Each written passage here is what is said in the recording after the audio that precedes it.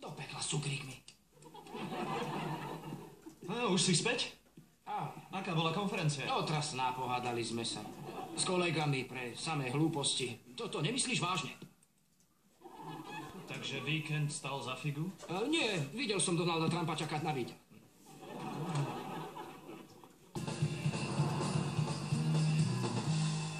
Ale... Pán Bing. Volali z hotela, kde si býval. Že v tvojej izbe našli kliešte na riasy. Áno, sú moje. Myslel som si, že si tam mal nejaké dievča a zabudla ich ona. Áno, to by znelo rozumnejšie. Vieš, začína mať pocit, že ťa už nepoznám. Dobre, tak teraz sa ťa niečo spýtam. A čokoľvek mi povieš, verím ti.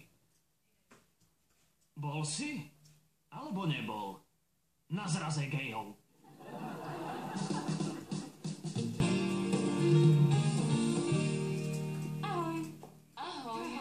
Ozaj, Monika, vraj si na tej akcii stretla Donalda Trumpa. Áno, čakali sme spolu na výťah. Rachel, požičiaš mi kliešte na riasy, svoje som stratila. Jasné, sú v kúpeľni.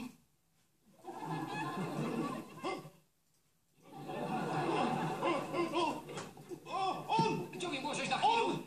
Čo mi musím s tebou hovoriť? Hneď teraz.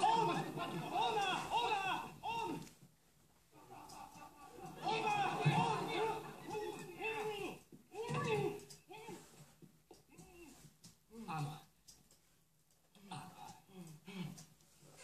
Ty? A ty?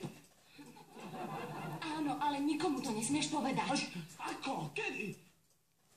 Začalo sa to v Londýne. V Londýne?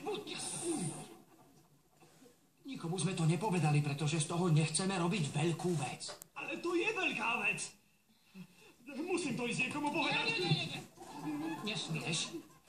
Prosím, ostatní sa to nesmú dozvedieť, dobre? Sľub, že im to nepovieš.